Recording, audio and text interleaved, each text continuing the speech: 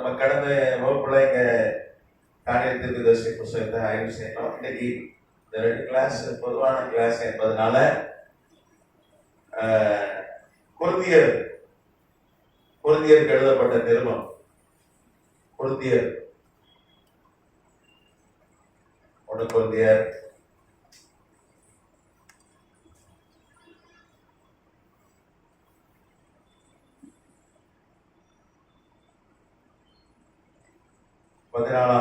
1 கொரிந்தியர் 14 அதிகாரம்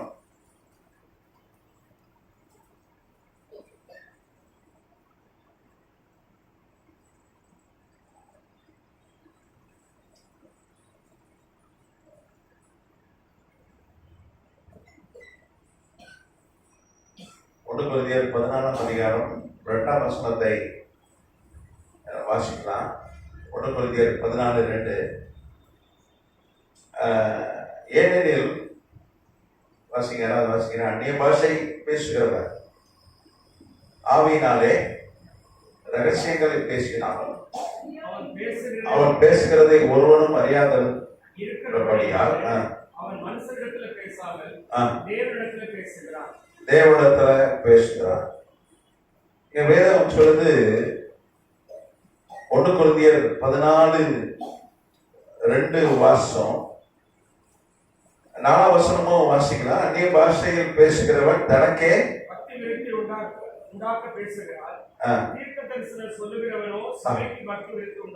அந்நிய பாஷை பேசுகிறவன் தனக்கே பக்தி விருத்தி உண்டாக பேசுகிறான் என்று இங்கே பார்க்கிறோம். பவுல் இந்த கொரிந்து சபைக்கு இந்த காரியங்களை எழுதும்படி கர்த்தர் அவனுக்கு கொடுத்த வெளிப்பாடு இது.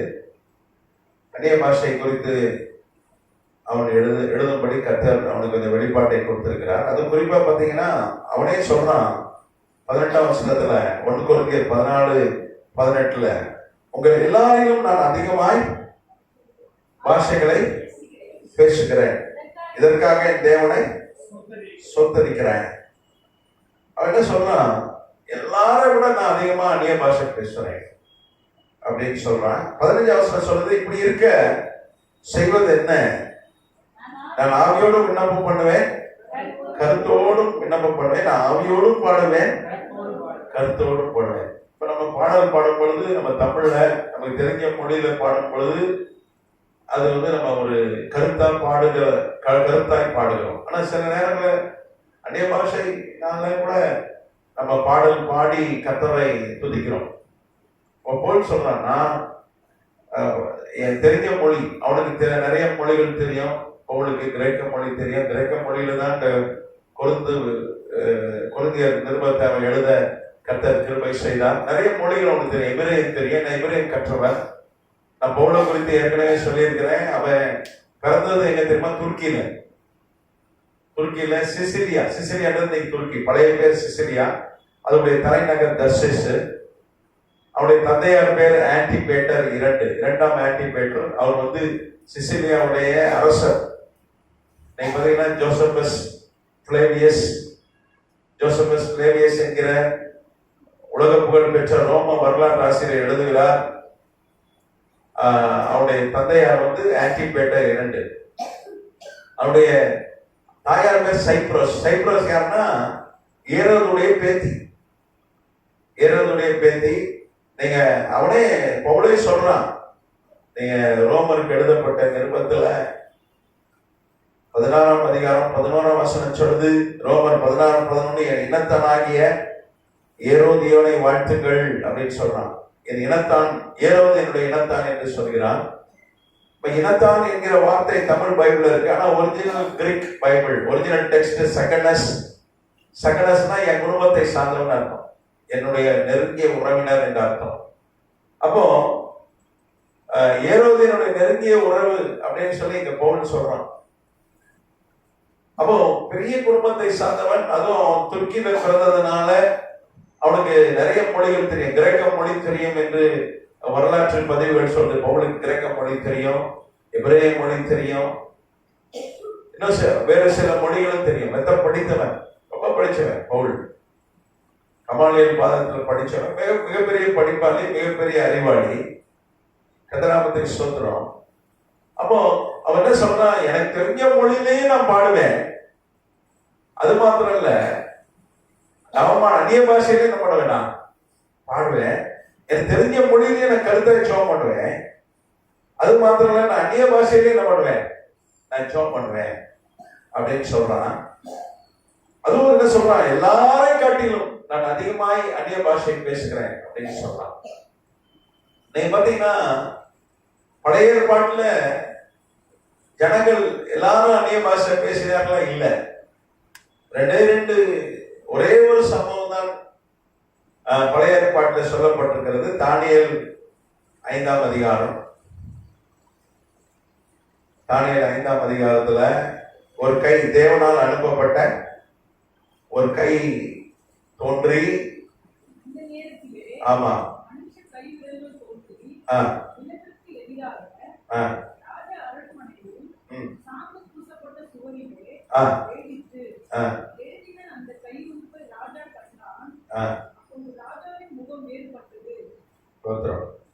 இங்க தானியேல் 5ஆம் அதிகாரத்துல நாம் பார்க்கிறோம். 5ஆம் அதிகாரம்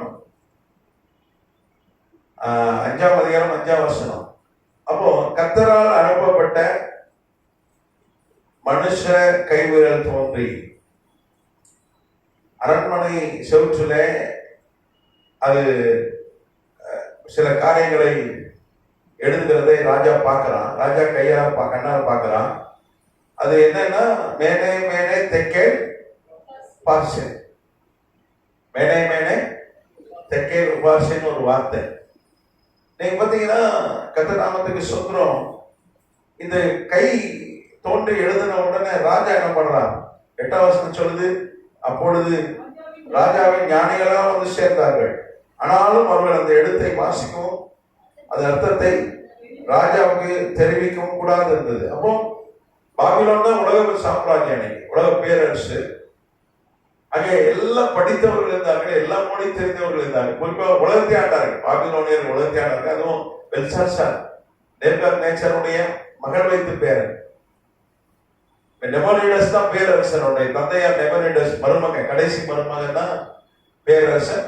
இவன் அவரு அப்படியே உலகெங்கிலும் சுத்தி வர்றாரு. அப்பா இவன் இங்க இருக்கிறான் பாபிலோன்ல. அவன் வந்து பாவம் செய்கிறான். அது பாத்தீங்கன்னா வேதம் சொல்லுது, தெரிந்து செய்கிறவனுக்கு அநேக அடிகள். யாருக்கு ரொம்ப அடியா? ஒருத்தர் தெரிந்து தவறு செய்தா அநேக அடி. அவன் நீங்க பாத்தீங்கன்னா நேபுகாத்நேச்சர் வந்து 56 வயசுல ரட்சிக்கப்படுறான். 55 வயசுல தேவாலயத்தை இடிக்கிறான். 56 வயசுல ரட்சிக்கப்படுறான். சாத்ராக், மேஷாக், ஆபேத்நேகோ அவர்களை அக்கினி சூழலை போடுறான். போட்ட பொழுது என்ன நடக்கிறது? ஆண்டவரே என்ன பண்றார்? அக்கினி சூழலையில் அவங்களோட உலாவுகிறார். ஆண்டவர் பாதத்துல விழுகிறான். அப்பவே ஏற்றுக்கொள்கிறான். ஆண்டவரே சொல்றார், நேபுகாத்நேச்சர் ஊழியக்காரன் என்று சொல்கிறார். நீங்க தானியேல பாத்தீங்கன்னா நேபுகாத்நேச்சர் அவன் தேவ பிள்ளையா மாறிடுறான் 56 வயசுல. அப்போ கிறிஸ்தவனா மாறிடுறான். அவனுடைய கிறிஸ்தவ மதம், அன்னைக்கு பழைய ஏற்பாடு கிறிஸ்தவம் என்பது அன்னைக்கு அந்த யூத மதம் தான். அந்த மதத்துக்கு மாறிடுறான். அன்னைக்கு வந்து அரசாங்க மதமா அதை அறிவிக்கிறான். இன்னைக்கு கூட அமெரிக்கால கிறிஸ்டியானிட்டி, கிறிஸ்தவ மதம் அரசு மதம் இல்லை. இன்னைக்கு கூட உகண்டா போன்ற சில நாடுகள்ல தான் கிறிஸ்தவ மதம் அரசு மதமாய் இருக்கிறது. நம்ம இந்திய தேசம் வந்து ஒரு செக்குலர் கண்ட்ரியா இருக்கிறது, செக்குலர் ஸ்டேட்டா இருக்கிறது. கர்த்தர் நாமத்துக்கு ஸ்தோத்திரம்.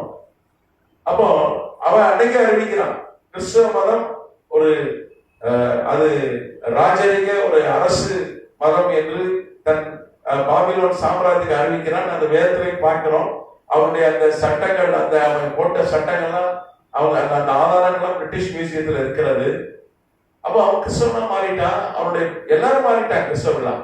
அது குறிப்பா நெபுகாத்நேச்சர், பெல்சாத்சாருடைய தந்தை, அவன் எழுதின ஒரு ஜெப புஸ்தகம் ஒன்று 1948 சவக்கடல் அருகிலே இருக்கிற கும்ரான் தீவுகள். நீங்க இஸ்ரேல் தேசம் போனீங்கன்னா சவக்கடல், டெட் சி இருக்காங்க.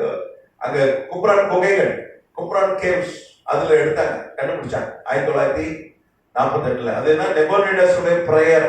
அவன் புக் எழுதியிருக்கான். பேரரசன், பாபிலோனிய பேரரசன் பெல்சாத்சாருடைய தந்தை அவன் ஆண்டவரை மையப்படுத்தி ஒரு புஸ்தகம் எழுதியிருக்கு. அந்த புஸ்தகத்துல இந்த பிரேயர் ஆஃப் நெபர்னடுடைய ஜெபம் அப்படின்னு ஒரு புஸ்தகம் அதை கண்டுபிடித்திருக்கிறார்கள். அது மாதிரி நிறைய சாட்சிகளும் அவன் எழுதியிருக்கான். அதுல அவனும் ஒரு நல்ல கிறிஸ்தவன் தான்.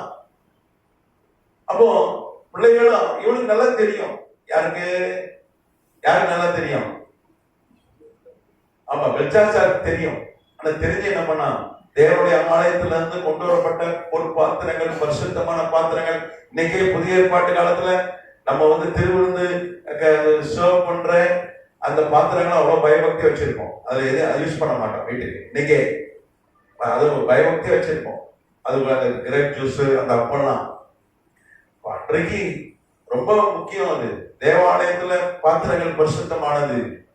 அப்போ அது மது ஊற்றி குடித்ததுனாலதான் கர்த்தருடைய கோபம் பற்றி எரிந்தது. ஒரு கரம் நீ தோன்று என்ன பண்ணுது, எழுதுகிறது. கர்த்தராமத்துக்கு ஸ்தோத்திரம். அதை யாராலையும் படிக்க முடியல. அன்னைக்கு மொழியியல் வல்லுநர்கள் இருந்தார்கள். அப்போ உலகம் முழுக்க ஆளுகை இருந்தது. அதை யாராலையும் படிக்க முடியல. அப்போ ஒரே ஒருத்தர் தான் படிக்க முடிஞ்சது. தானியேல் தான் படிச்சான். கர்த்தராமத்துக்கு ஸ்தோத்திரம். காரணம், அவன் தேவனுடைய ஆவியை பெற்றவனா இருந்தான். வெளிப்பாட்டின் மரங்கள் பெற்றவனா இருந்தான். அப்போ நீங்க வேதம் சொல்கிறபடி அந்நிய பாஷை பேசுகிற என்ன பண்றான்? தேவனோடு ரகசியங்களை பேசுகிறான். தேவனோடு ரகசியங்களை பேசுகிறான் என்று வேதம் சொல்லுது. கர்த்தநாமத்துக்கு சொல்றோம். நீங்க அப்போஸ்தலர் 2ஆம் அதிகாரத்தில் பாத்தீங்கன்னா, ஆதி திருச்சபை கிபி 30 ஸ்தாபிக்கப்பட்ட போது எல்லாரும் மீதும் பரிசுத்த ஆவியானவர் இறங்கினார். அங்க 120க்கு அதிகமான ஆட்கள் கூடி இருந்தார்கள். மிகப்பெரிய ஒரு மேல் வீட்டு அறையில ஆண்டவராகிய பரிசுத்த ஆவியானவர் இறங்கின போது எல்லாரும் என்ன பண்ணாங்க? அந்நிய பாஷை பேசினார்கள். பழைய ஏற்பாட்டுல யாரும் பேசல. நீங்க அப்போஸ்தலர் 2ஆம் அதிகாரம் பாத்தீங்கன்னா, அவர்கள் பற்பல பாஷைகள் பேசினார்கள். அப்படி பற்பல பாஷைகளை கர்த்தர் பேச வைத்ததுனால, பரிசுத்த ஆவியானவர் அவர்களுக்கு கொடுத்த அந்த வரத்தினால அன்னைக்கே 3000 பேர் ரட்சிக்கப்பட்டார்கள். அப்ப 3000 பேர் யாருன்னா, இவர்கள் அந்நிய பாஷை பேசினார்களே அந்த பாஷைக்காரர்கள். அவங்க அன்னைக்கு எருசலேமில் இருந்தார்கள். ஏன்னா பெந்தைக்கோஸ்தே பண்டிகை, அதுவும் பஸ்காவில இருந்து பெந்தைக்கோஸ்தே பண்டிகை வரைக்கும் 50 நாள் அங்கே வெளியூர்ல இருந்து வந்த யூதர்கள் அங்கேயே தங்கி இருந்து, லட்சக்கணக்கான யூதர்கள் தங்கி இருந்து என்ன பண்ணுவாங்க? அவர்கள் அந்த பெந்தைக்கோஸ்தே பண்டிகையை, பஸ்காவை அனுசரிச்சுட்டு பெந்தைக்கோஸ்தே பண்டிகையை அனுசரிச்சு தான் போவாங்க. இன்னைக்கே இந்தியாவில் 50,000 பேர் இருக்காங்க யூதர்கள். இப்ப சைமத்துல கூட ஒரு 5000 யூதர்கள். மணிப்பூர்ல இருந்து குக்கி இன மக்கள், அவங்களும் யூதர்கள், மனாசே கோத்திரத்தை சார்ந்தவர்கள். அவங்க இஸ்ரேலுக்கு போயிட்டாங்க. இந்த போர்லாம் இல்லைன்னா எல்லாத்தையும் கூட்டி சேர்த்தோம் இஸ்ரேல். இந்த போர்னாலதான் வெயிட் பண்ணுது. ஏன்னா எல்லைகள்ல ஒரே தாக்குதல் நடந்தது. ஈரானுடைய ஆதரவு தீவிரவாத குழுக்கள்லாம் நம்ம எல்லையில ஏவுகணை வீசுறாங்க. அது கொஞ்சம் பாதுகாப்பா இல்லை, அதெல்லாம் கொஞ்சம் தள்ளி வச்சிருக்கிறாங்க. ஆனா சமாதானம் வரும். போர் இருக்குல்ல, ஈரான் போர், ஈரானுக்கும் இஸ்ரேலுக்கும், அதுக்கப்புறம் அமெரிக்காவுக்கும் ஈரானுக்கு, இது உலக போரா மாறாது. பைபிள் படி நிறைய பேர் இது வேர்ல்டு வார் 3 மூணாவது உலக போர் யாருன்னா அந்தி கிறிஸ்துக்கும் இஸ்ரேலுக்கு தான். ஆண்டவரை இயேசு கிறிஸ்து இஸ்ரேலுக்காக வந்து யுத்தம் பண்ணுவாங்க. அன்னைக்கு அந்தி கிறிஸ்து நம்ம சொல்றோம். ஏன்னா ஏற்கனவே வரலாற்றுல 2 அந்தி கிறிஸ்துகளை நம்ம பார்த்துட்டோம். நான் ஏற்கனவே சொல்லியிருக்கிறேன். ஒண்ணு 170 கிமுல கிரேக்க அரசன், உலகத்தை ஆண்ட கிரேக்க அரசன். அவன் பேர் ஆன்டியோகஸ் 4 எபிஃபனஸ். அவன் 6 வருஷம் 4 மாசம் அவன் அந்தி கிறிஸ்துவாய் உலகெங்கில் தன் சிலையை வைத்து, தேவாலயத்தில் தன் சிலையை வைத்து அவன் என்ன பண்ணான்? வணங்க செய்தான். நான் கடவுள் என்று சொல்லிக் கொண்டான், உலக பேரரசன். அப்போ வரலாறு அவனை பைபிள் தான் அவன் அந்தி கிறிஸ்துன்னு சொல்லுது. தேவ பிள்ளைகள் தான் அவன் அந்தி கிறிஸ்து சொல்றோடைய. வரலாறு அவன் என்ன சொல்லுது? கிரேக்க அரசன், உலகத்தை ஆண்டான், நான் சிலை வச்சு வணங்க சொன்னான், அப்படிதான் சொல்லுது ஒழிய அவன் ஆன்டி கிரைஸ்ட்னு சொல்லல. அதே மாதிரி 1260 ஆண்டுகள் போப்மார்கள் விஜிலஸ்ல இருந்து 538 கிபி AD 538 AD இருந்து விஜிலஸ்ல இருந்து பயஸ் 6 வரைக்கும் 1798 வரைக்கும் 1260 ஆண்டுகள் இந்த போப்மார்கள் உலக பேரரசர்களாக இருந்தார்கள். இன்னைக்கு இருக்கிற போப்மார் வெறும் ரோமன் கேத்தலிக் மத தலைவர் தான். அவர்கிட்ட எந்த படையும் இல்லை, ஆயுதமும் இல்லை, ஒன்றும் இல்லை. அவருக்கு சக்தி கிடையாது. அவர் அந்த ரோமன் கேத்தலிக் சபைக்கு தலைவர். ஆனால் அன்றைக்கு இருந்த போப்மார்கள் உலக பேரரசர்களாக இருந்தார்கள். உலக ராணுவம் அவங்ககிட்ட இருந்தது. நம்ம இந்தியா உள்ளிட்ட எல்லா நாடுகளையும் ஆட்சி செய்தார்கள். அவங்க என்ன சொன்னாங்க, நாங்க தான் போன்டிஃப்னா மாம்சத்தில் வெளிப்பட்ட கிறிஸ்து நாங்கள் என்று சொன்னார்கள். நாங்க தான் பாவங்களை மன்னிக்கிறது எங்க அதிகாரம் பெற்றவர். ஏன்னா வேதம் சொல்றது ஆண்டவரை தவிர பாவத்தை மன்னிக்க யாருக்கும் we are அப்படின்னாங்க. we have authority to forgive sin அப்படின்னு சொன்னாங்க. அதுக்கப்புறம் பாத்தீங்கன்னா அவங்க என்ன பண்ணாங்க, எங்கிட்ட தான் பரலோகத்தின் திறவு, நாங்க யாரை நினைக்கிறோமோ அவங்கள தான் பரலோகத்துல போடுவோம்னாங்க. அவங்க நரகத்துல கிடக்குறாங்க, அது வேற விஷயம். ஆனா அன்னைக்கு ஒரே ஒரு ஆள் தான், ஒரு 6 கோடி தேவ பிள்ளைகளை, தேவ ஊழியர்களை கொலை செய்தார்கள். அன்னைக்கு ஒரே ஒரு ஆள் தான் அவளை அந்தி கிறிஸ்டன் சொன்னான். அன்னைக்கு உயிரோட இருந்த ஒரு பெரிய சயின்டிஸ்ட் சர் ஐசக் நியூட்டன், புவியீர்ப்பு விசையை கண்டுபிடித்த சர் ஐசக் நியூட்டன் தான் சொன்னாரு, இவர்கள் அந்தி கிறிஸ்துகள், தானியல்ல சொல்லப்பட்டிருக்கிற பைபிள்ல சொல்லப்பட்ட அந்தி கிறிஸ்டன் சொன்னாங்க. ஆனா உலகம் என்ன சொல்லிச்சாங்க, போப்புகள், the papacy state head என்று சொல்லிச்சு. papacy state என்று உலக வரலாறு சொல்லிச்சு. அதே மாதிரி அந்தி கிறிஸ்து என்ன பண்ணுவான், இஸ்ரேலை வந்து பிடிப்பான், தேவாலயத்தை 7 வருஷம் ஆட்சியில இருப்பான். தானியல் 9ல நம்ம பார்க்கிறோம், ஒரு வாரம் ஒப்பந்தம் போடுவான். ஒரு வாரம்ன்றது தானியல்ல தீர்க்க தரிசனத்துல அது 7 நாள், ஒரு நாள் ஒரு வருஷத்தை குறிக்கிறது. 7 வருஷம், 3.5 வருஷம் என்ன பண்ணுவான், நல்லவனா காண்பிப்பான். தேவாலயம் கட்டுகிறவனா வருவான். கட்டி முடிச்சவனா என்ன பண்ணுவான், அங்க போய் உட்கார்ந்துருவான். உட்கார்ந்துட்டு அவன் எஸ்ரேம தலைநகரை வரைத்து அங்க இருந்து என்ன பண்ணுவான், உலக தலைநகர் ஆட்சி செய்வான். நம்ம ஏற்கனவே பார்த்தோம், எங்க இருந்து அந்தி கிறிஸ்து எந்த தேசத்துல இருந்து தோன்றுவான்னு கூட பார்த்துட்டோம். அவன் இரும்பும் களிமண்ணுமான சாம்ராஜ்யத்துல இருந்து வருவான். இரும்பு களிமண்ண சாம்ராஜ்யம் வந்து நேட்டோ நாடுகள். 1949. ஏன்னா களிமண் என்கிற வார்த்தை தமிழ் பைபிள் இருக்கு, எபிரேய பைபிள் பாத்தீங்கன்னா அரேபியான்னு இருக்கு. ரோம பேரரசு நாடுகளும் அரேபிய நாடுகளும் ஒன்று சேர்ந்த ஒரு கூட்டமைப்பு தான் நேட்டோ. இப்போ ஈரான் என்ன பண்ற, அரேபிய நாடுகள் தாக்கிட்டு என்ன சொல்றோம், நாங்க அமெரிக்காவை தாக்கிட்டு வர்றோம். அது மாத்திரம் இல்ல, ரோமர் 13ல இன்னைக்கு ரோம் அமெரிக்கா என்று பார்த்தோம். நம்ம பெரிய ஆய்வு செய்தோம். பைபிள்ல ரொம்ப தெளிவா போட்டிருக்கு, ரோம பேரரசு வீழ்ச்சி அடைந்து மறுபடியும் அமெரிக்காவா பிழைத்துக் கொள்ளும் என்று வெளிப்படுத்தும் விஷயம் 13ஆம் அதிகாரத்தில் சொல்லப்பட்டிருக்கு. அங்கிருந்து தான் அந்தி கிறிஸ்து வருவான். அப்போ தான் கோத்திரத்தை சார்ந்தவனா இருப்பான் பைபிள பார்க்கிறோம். அப்போ அப்போ அந்தி கிறிஸ்துக்கும் இஸ்ரேலுக்கும் தான் போர் நடக்கும். அதுதான் 3வது உலக போர். கர்த்தரை இறங்கி வருவார், உயிர்த்தெழுந்த சரீரத்துல, மகிமையான சரீரத்துல அவர் வருவார். அவரே வந்து அவரே யுத்தம் பண்ணுவார். அவரோடு சேர்ந்து இரத்த சாட்சியை மறித்தார்கள் பாருங்க, பரிசுத்தவான்கள். அவங்களும் உயிரோடு எழுப்பி வருவார்கள். அவங்க யுத்தம் பண்ணுவாங்க, ஆளுகை செய்வார்கள்.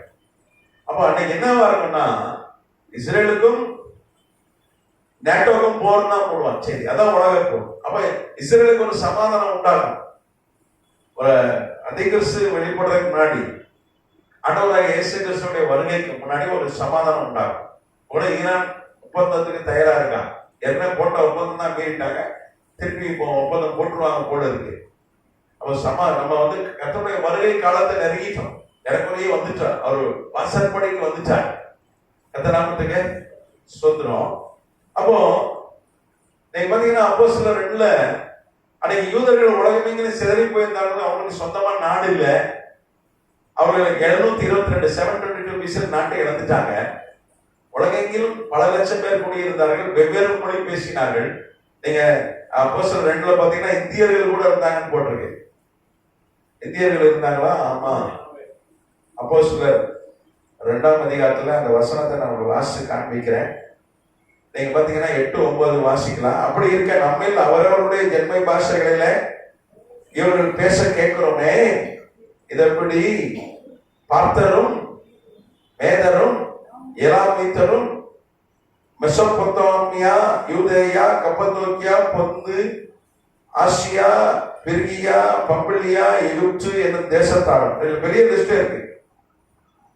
கிரேத்தர், அரேபியர், இப்படி 3 கண்டங்கள் இருக்கிற. அன்னைக்கு அமெரிக்காவில் ஒரு கண்டம் கிடையாது. அமெரிக்காவை எப்ப கண்டுபிடிச்சாங்க? 15ஆம் நூற்றாண்டுல தான் கொலம்பஸ் ஒருத்தன் கண்டுபிடிச்சா, ஸ்பெயின்காரன். அன்னைக்கு அப்படி ஒரு நாடு இருக்குன்னு யாருக்குமே தெரியாது. அப்போ இங்க பார்த்தர் இருக்கு பாத்தீங்களா, பார்த்தர் இங்கிலீஷ்ல பாத்தீங்கன்னா பார்த்தியன்ஸ். நம்ம இந்தியாவுடைய பழைய பேர் வந்து இந்தோ பார்த்தியன் சாம்ராஜ்யம், இந்தோ பார்த்திய சாம்ராஜ்யம், இந்தோ பார்த்தியன் கிங்டம், இந்தோ பார்த்திய சாம்ராஜ்யம். இப்போ இந்த கிபி 30 தான் பரிசுத்த ஆவியானவர் இறங்கினார். எல்லாம் அந்நிய பாஷை பேசினார்கள், நவமான பாஷை பேசினாங்க. அப்போ தானியேல் காலத்துல நீங்க பாத்தீங்கன்னா பழைய ஏற்பாடு முழுக்க பாத்தீங்கன்னா அந்நிய பாஷை யாரும் பேசல. ஆனா அந்நிய பாஷையில ஒரு எழுத்து எழுதப்பட்டது. அது எந்த மொழி வல்லுநர்கள்லாம் பாபிலோன அந்த அரசவையில இருந்த பொழுது ஞானிகள் அந்த கூட அவங்களால படிக்க முடியல. ஏன்னா அப்படிப்பட்ட மொழி உலகத்துல இல்லவே இல்லை. ஆனா வேதம் என்ன சொல்றது, ரகசியங்களை நம்ம பேசுறோம். அந்நிய பாஷையில ரகசியமா இருக்கா, 2 விதம் இருக்கு. ஒண்ணு இந்த உலக பாஷை, நமக்கு தெரியாத பாஷை பேசுறோம், தெரியாத பாஷை. அது ஒரு யூதன் என்ன பண்ணிருக்கான், கென்னத் ஹேகின்னு அமெரிக்கால ஒரு பெரிய ஊழியர் இருந்தார், கேள்விப்பட்டிருக்கீங்க, நிறைய புக்ஸ் எல்லாம் எழுதியிருக்கிறார். இந்த பென்ஹின்லாம் அவங்களுடைய ஃபாலோவர்ஸ் தான். பென்ஹின் நிறைய ஊழியர்கள் இருக்கிறாங்க அமெரிக்கால. இந்த லேக்வுட் சர்ச், ஜோயல் ஆஸ்டின், இவங்களாம் அவருடைய சீசர்கள். நம்ம சாட்சி செல்லதுரை ஐயா கூட என்ன யாரு, அவர் பைபிள் காலேஜ் படிச்சவர் தான், அவருடைய சிஷியர்னு சொல்லலாம். அவர் கென்னத் ஹேகின் அவர் சபையில ஆராதனை வேளையில அவரு அந்நிய பாஷை பேசியிருக்காரு. ஒரு வெள்ளக்காரி அமெரிக்க பெண் ஒரு யூதனை காதலிச்சான். யூதர்கள் என்ன பண்ண மாட்டாங்க, ஆண்டவரை இயேசு கிறிஸ்துவை ஏற்றுக்கொள்ள மாட்டாங்க. இஸ்லாமிய சகோதரர் கூட அவரை நபின்னு சொல்லுவாங்க, ஈசா நபின்னு சொல்லுவாங்க. ஆனா அவர்கள் அது கூட சொல்ல மாட்டான். அவர் ஜூயிஷ் கார்பெண்டர்லாம் இஸ்ரேலுடைய பிரைம் மினிஸ்டர் நெட்டன்யாஹூ ஒருத்தர் இருக்கிறான். நெட்டன்யாஹூன்னு ஒரு பிரைம் மினிஸ்டர் இருக்கா. ஐநா சபையில் என்ன பேசுறான்னா யூத தச்சர்னு பேசுறான், யூத கார்பெண்டர் அப்படின்னு பேசுறான். எவ்வளவு கொழுப்பு பாருங்க அவனுக்கு. அப்போ இந்த யூதர்கள் ஆண்டவரை ஏற்றுக்கொள்ள மாட்டார்கள்.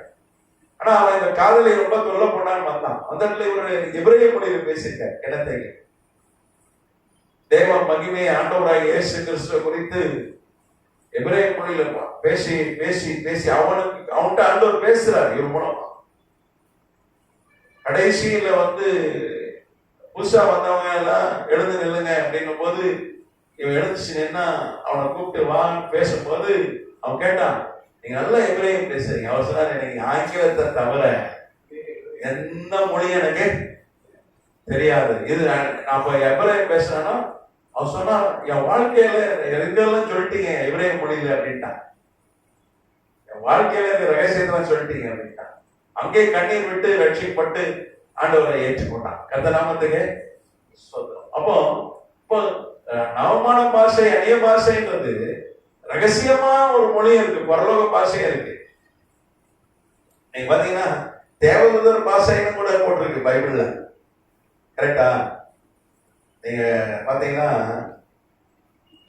இந்த உலகத்துல இருக்கிற அத்தனை பாஷை பிளஸ் தேவதூதர் பாஷை நீங்க 13:1 சொல்லுது, நான் மனுஷர் பாஷைகளையும் தூதர் பாஷைகளையும் பேசினாலும் அன்பு எனக்கு இராவிட்டால் சத்தமிடுகிற வெட்கம் போனவும் ஓசையிடுகிற கைத்தாளம் போனவும் இருப்பேன். அப்ப அந்நிய பாஷை பேசும்போது தூதர் பாஷையும் பேசுறோம், இந்த உலகத்தில் இருக்கிற மொழிகளையும் நம்ம என்ன பண்றோம், பேசுறோம். அது மாத்திரம் இல்ல, ரகசியங்களையும் பேசுறோம். அப்ப ஏன் ரகசியம்? வேற சொல்லு, பரிசுத்த ஆவியானவர் என்ன பண்றாரா, நமக்கு ஜெபம் பண்றதுக்கு அவர் உதவி செய்கிறார். அப்போ உதவி செய்யும் பொழுது அவர் ஒரு ரகசிய பாஷையில என்ன பண்றார், தேவனோடு நாம் பேசி ஜெபிக்க உதவி செய்கிறார். அந்த பாஷையை நமக்கு தருகிறார். நீங்க பாத்தீங்கன்னா தூதர் பாஷை பிசாசுக்கு தெரியும், ஏன்னா அவன் தேவதூதனா ஏற்கனவே இருந்தவன். கர்த்தர் நாமத்துக்கு ஸ்தோத்திரம். அவங்க பூமியில தள்ளப்பட்ட போது ஒரே ஒரு பாஷை தான் இருந்தது. நீங்க பாத்தீங்கன்னா 10 லட்சத்துக்கு அதிகமான கல்வெட்டு ஆதாரங்கள் சொல்லுது, இந்த பூமியில முதல் மொழி சுமேரிய மொழி. என்ன மொழி? அதுலதான் ஆதாம் ஏவாள் பேசினார்கள். அந்த மொழியில தான் ஆண்டவரை யார் கூட பேசினாரு, ஆதாம் ஏவாளோடு பேசினார். சுமேரிய மொழி. நம்மளாம் நினைச்சிட்டு இருக்க எபிரேய மொழி. எபிரேய மொழி இடையில வந்தது, அதுவும் பாபேல் கோபுரம் சம்பவத்துக்கு பிறகு. நீங்க பாத்தீங்கன்னா பாபேல் கோபுரம் சம்பவம் வரைக்கும் இந்த உலகத்துல இருந்த ஒரே ஒரு மொழி என்ன? ஒரே ஒரு மொழி எபிரேய மொழி தான். அந்த நாமத்துக்கு சுதந்திரம். இந்த பாபேல் சம்பவம் எப்போ நடந்ததுன்னா 2242 கிமு 2242 பிசி. அப்படின்னா நமக்கு பெருவெள்ளம் வந்ததுல நோவா காலத்துல, இந்த நோவா காலம் வெள்ளத்துக்கு பிறகு கரெக்டா ஒரு 258 வருஷம் கழித்து பாபேல் கோபுரம் கட்டப்பட்டது. அப்போ அது வரைக்கும் ஒரு நீங்க பாத்தீங்கன்னா அது வரைக்கும் ஒரு 1758 வருஷம் இந்த உலகத்துல 1758 வருஷம் ஒரே ஒரு மொழிதான் பேசப்பட்டது, சுமேரிய மொழி தான். 10 லட்சத்துக்கு அதிகமான ஆதாரங்கள் இருக்கிறது. சுமேரிய மொழி தான் முதல் மொழி என்பதற்கு. கர்த்தர் நாமத்துக்கு ஸ்தோத்திரம். நீங்க பாத்தீங்கன்னா அன்றைக்கு பாபேல் கோபுரம் கட்டும் போதுதான் கர்த்தர் என்ன பண்ணார்? மொழிகளை தாறுமாறிக்கு போட்டார். அதுவும் பாத்தீங்கன்னா நிம்ரோதுன்னு ஒரு அரசர் தான். நிம்ரோத், நீங்க ஆதியாகமம் 10ஆம் அதிகாரம் 11ஆம் அதிகாரம் பாத்தீங்கன்னா நிம்ரோதை குறித்து சொல்லப்பட்டிருக்கிறது. இந்த நிம்ரோத் பாத்தீங்கன்னா அவன் யாருன்னா, ஆதியாகமம் 10:8 வாசிங்க. ஆதியாகமம் 10:8. ஆதியாகமம் 10:8.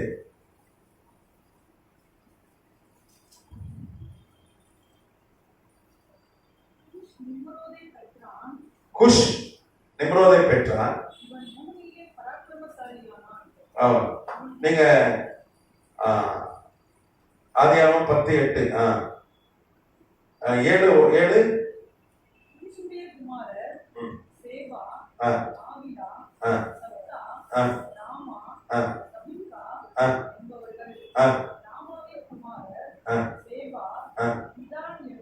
அப்புறம் குஷ் நிம்ரோதை பெற்றார். அந்த குஷ் யாருன்னா காமுடைய மகன்.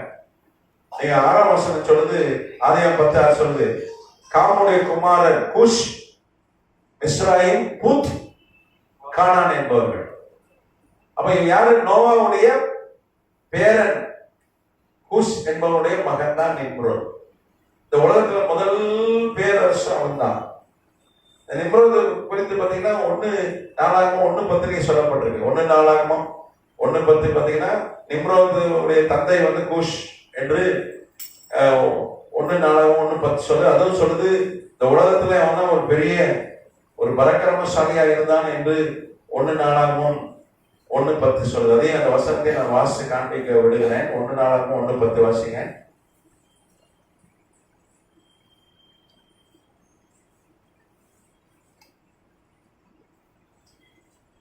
குஷ் நிம்ரோதை பெற்றான். இவன் பூமியிலே பராக்கிரமசாலியான. நீங்க நிம்ரோத் தான் முதல் ஒரு பேரரசன், பெரிய அரசன். அவன் சினார் என்கிற பகுதி ஆட்சி செய்தான் வேதம் சொல்லுது. அது மாத்திரம் இல்ல, அவன் தான் நினைவையை கட்டினான். நிறைய அவன் தான் பாபேல் கோபுரத்தை அவன் அரசனா இருக்கும் பொழுதுதான் கட்டினாங்க பாபேல் கோபுரத்தை. கர்த்தருக்கு ஸ்தோத்திரம். நீங்க பாத்தீங்கன்னா கர்த்தர் நல்லவர். அப்போ அவனுடைய பிறந்த தேதி கூட அந்த வரலாற்று பதிவுகள் இருக்கு. அவனை குறித்து நிறைய வரலாற்று ஆசிரியர், நிம்ரோதை குறித்து நிறைய வரலாற்று ஆசிரியர் எழுதியிருக்கிறாங்க. அவன் எப்போ பிறந்தான் என்று அவனை குறித்து நிறைய வரலாற்று பதிவுகள் இருக்கிறது. கர்த்தர் நாமத்துக்கு ஸ்தோத்திரம். அப்போ இந்த நிம்ரோத் தான் என்ன பண்றான்? அவன் ஆட்சியில் இருக்கும் பொழுது, அவன் ஆளுகை செய்யும் பொழுது இந்த பாபேல் கோபுரம் கட்டப்பட்டது. அன்னைக்கு ஒரே மொழி தான். நீங்க பாத்தீங்கன்னா அவன் முழு பேர் பாத்தீங்கன்னா நிம்ரோத் என்மர்கர். நிம்ரோத் என்மர்கர் அவனுடைய முழு பேர். அவன் தான் முதல் வந்து எழுதுகிறத அவன் தான் முதல் ஏற்படுத்த எழுதுகிறது. இந்த கல்வெட்டுல மண் பாண்டகத்துல எழுத ஆரம்பிச்ச முதல் ஆள் அவன் தான். கர்த்தருக்கு ஸ்தோத்திரம். அவன் தான் நினைவை கட்டினான். அவன் தான் பாபிலோனை அவன் தான் கட்டினான். அவன் ஆபிரகாமுக்கு முந்தி இருந்தவன். கர்த்தருக்கு ஸ்தோத்திரம். அப்போ இந்த இந்த பாபேல் கோபுரம் கட்டப்பட்டது. இந்த பாபேல் கோபுரம் பார்த்தீங்கன்னா இப்ப கூட அதோடைய இடிபாடுகள் எங்க இருக்குன்னா பாக்தாத், ஈராக்ல பாக்தாத்னு ஒரு நகரம் இருக்கிறது. அது பக்கத்தில் போர்சிப்பா அப்படின்னு ஒரு இடம் இருக்கிறது. போர்சிப்பா அங்கதான் அங்கதான் 17 மாடி கட்டி பாழாய் போயிருக்கிற அந்த பாபேல் கோபுரம் அப்படியே கிடக்குது. மொத்தம் 34 மாடி பிளான் பண்ணா. எதுக்குன்னா ஒரே இடத்துல எல்லாரும் இருந்திருக்கும். ஆண்டவர் சொன்னார், நீங்க பழுகி பெருகி பூமியை, அதுதான் கர்த்தருடைய சித்தம். பழைய ஏற்பாடு காலத்துல கர்த்தருடைய சித்தம் என்ன? நீங்க பழுகி பெருகி பூமியை நிரப்புங்க அப்படின்னு சொன்னார். ஆனா இவங்க ஒரே இடத்துல தங்குறதுக்கு 34 மாடி பில்டிங் கட்டினாங்க. 17ஆவது மாடி கட்டும் போது கர்த்தர் இறங்கி என்ன பண்ணார்? ஒரே ஒரு சுமேரிய பாஷையா 72 பாஷையா மாத்திட்டார். எப்படி? அப்போஸ்தலர் நடவடிக்கைகள் புஸ்தகத்துல பெந்தெகோஸ்தே என்ற நாள் வந்தபோது பற்பல பாஷைகள், அந்த பாஷையே தெரியாத ஆட்கள் பேசும்படி செய்தாரோ அதே மாதிரிதான் என்ன பண்ணார்? இந்த பாபேல் கோபுர சம்பவத்திலே என்ன பண்ணார்? கர்த்தர் பற்பல பாஷைகளை உண்டாக்கிட்டார். கர்த்தராமத்துக்கு சொல்றேன். ஏன்னா அவருக்கு கட்டுவது தேவனுடைய சித்தம் அல்ல. இன்னைக்கு வரைக்கும் இந்த சதாம் ஹுசேன் அதை நான் கட்ட போறேன் ட்ரை பண்ணான், அதோட செத்து போயிட்டான், அவன் தூக்கில போட்டாங்க.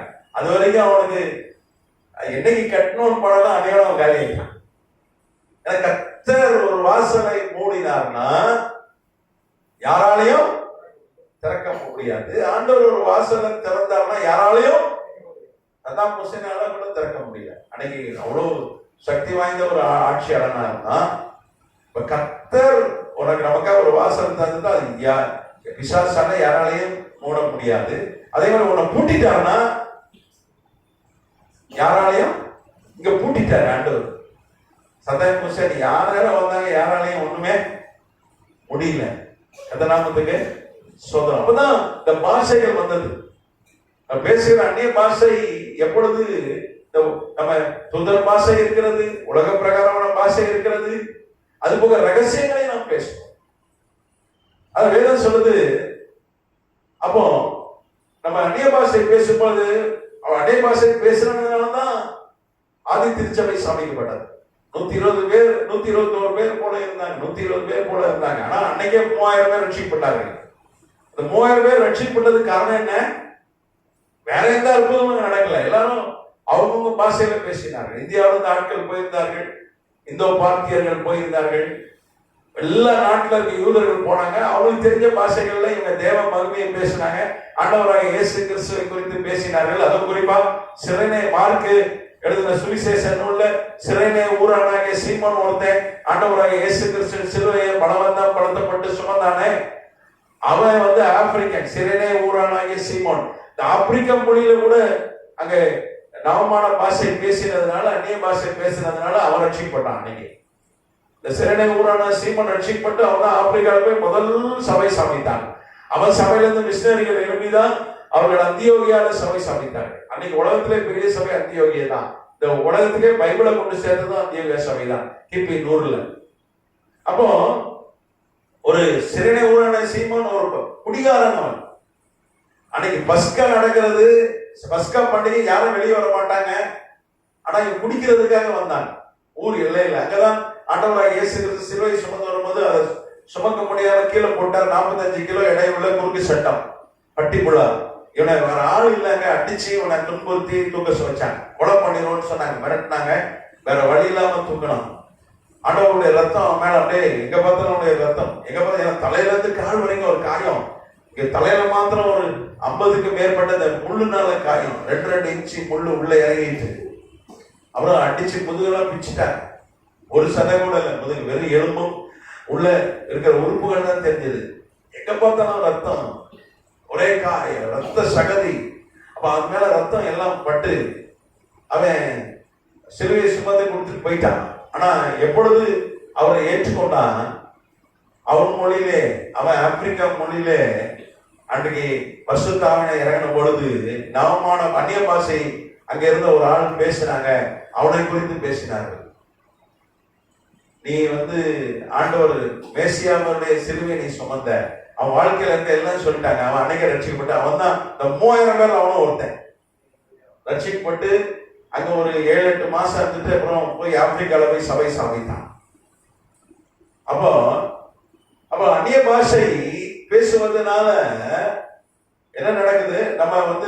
நமக்கு பக்தி விருத்தி உண்டாகுது. நமக்கு அந்த மொழி தெரிஞ்ச ஒரு ஆளு தான் அவனுக்கு பக்தி விருத்தி உண்டாகிறது. கர்த்தர் சொல்றோம். அப்போ பாபேல் கோபுரம் சம்பவத்துல ஆண்டவர் உலகெங்கிலும் எல்லாம் போனோம் அப்படின்றதுக்காக தான் அந்நிய பாஷைகளை கர்த்தர் அன்னைக்கு கட்டளையிட்டார். அன்னைக்கு சுமேரியாங்கிற ஒரு மொழி 72 மொழியா மாறிச்சு.